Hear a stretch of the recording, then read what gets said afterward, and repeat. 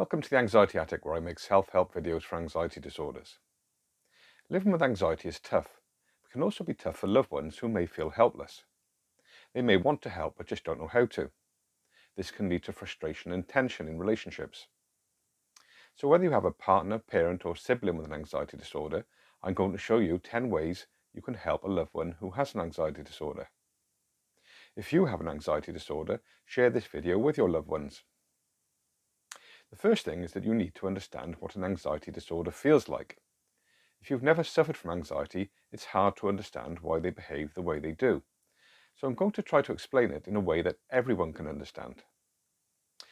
Imagine that everywhere you went, some crazed murderer jumped out and attacked you.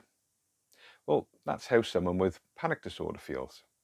No, they don't think someone is going to attack them, but the part of their brain that deals with responding to danger is acting like their life is constantly under threat. Even though the threat is not real, the level of fear they are experiencing is very similar to a real attack. Or imagine that your doctor told you that you have a terminal illness. Imagine how worried you would feel. Now imagine feeling like that every day, year in, year out. That's how health anxiety feels. We all have something that made us feel really worried at some time in our lives. Maybe you lost a child in a busy supermarket just for a few moments. Remember how your heart leapt and you felt sick to the stomach? Or maybe you had a really important job interview. Remember the butterflies in your stomach? Or maybe you had to do a best man speech that you worried about for weeks before. Now take that feeling and imagine having that level of worry every day for all sorts of situations. Well, that's what it feels like for someone with generalised anxiety disorder. This is why it's important to be patient. You're going to learn how to help them, but you must be patient as change takes time. The massive fear and anxiety they feel may lead to avoidance behaviours or constant reassurance seeking, which can be frustrating. But try not to get angry, as it just makes things worse. Getting angry may make them become more entrenched in these behaviours because they feel threatened. Instead, let them know that you will support them and want to help. How you help them is important though. The best way you can help them is to gently encourage them to get professional help. This can be difficult, as some people have a completely distorted view of what therapy is. This may be particularly common in the older generation, who may not realise that therapy has developed a lot in recent years. Try explaining it this way. If you overwork or incorrectly train a muscle, it gets injured. A physiotherapist gives you advice and exercises to heal and strengthen the muscle. A therapist gives you advice and exercises to strengthen the mind. Also, a lot of people don't realise that a therapist does not prescribe medication. Only a doctor or psychiatrist can do that. Offer to help them find a therapist or go with them to the first appointment. Learn everything you can about anxiety.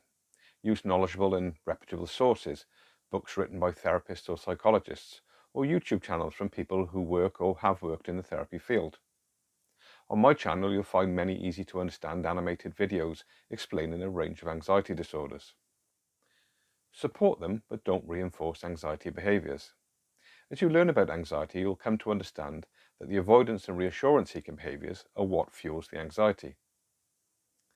If you encourage these behaviours, it will make their anxiety worse. However, if you abandon them to their fear, it will also make things worse. So, a good general principle to keep in mind is that support means helping someone to help themselves, not doing things for them.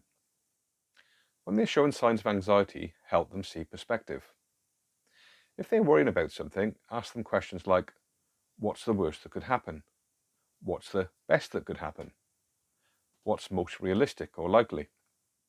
If they're worrying about their health, don't say, the doctor said you were fine. Instead, encourage them to find the answer. Ask, what did the doctor say? What did the test results show? If they are avoiding something because of their fear of panic attacks, acknowledge their fear, but remind them of their coping abilities. Get involved with their treatment.